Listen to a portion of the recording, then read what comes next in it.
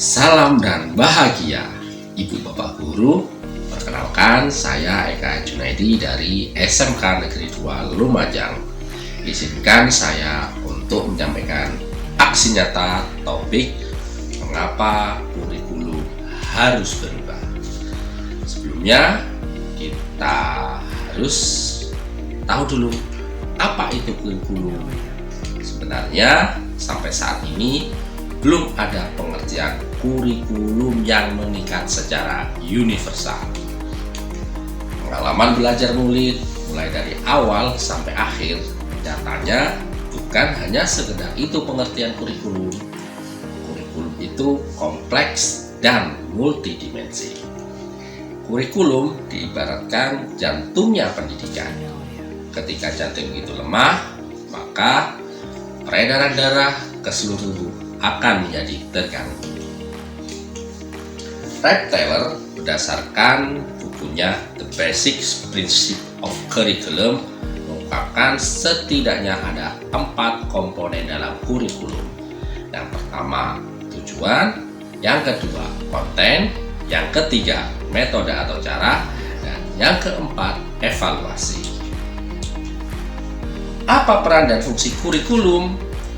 Kurikulum berperan sebagai pedoman acuan kita dalam pembelajaran. Fungsi kurikulum bagi guru adalah membantu, memandu dalam proses belajar murid. Mengapa kurikulum perlu berubah? Kurikulum yang baik adalah kurikulum yang sesuai dengan zamannya. Kurikulum harus berkembang dinamis menyesuaikan kondisi.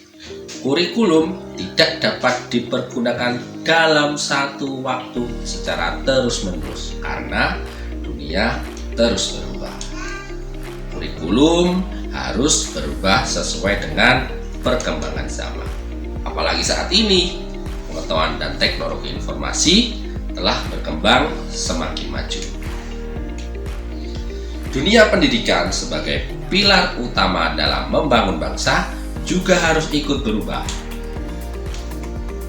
Ada pepatah yang mengatakan it takes a village to raise a child.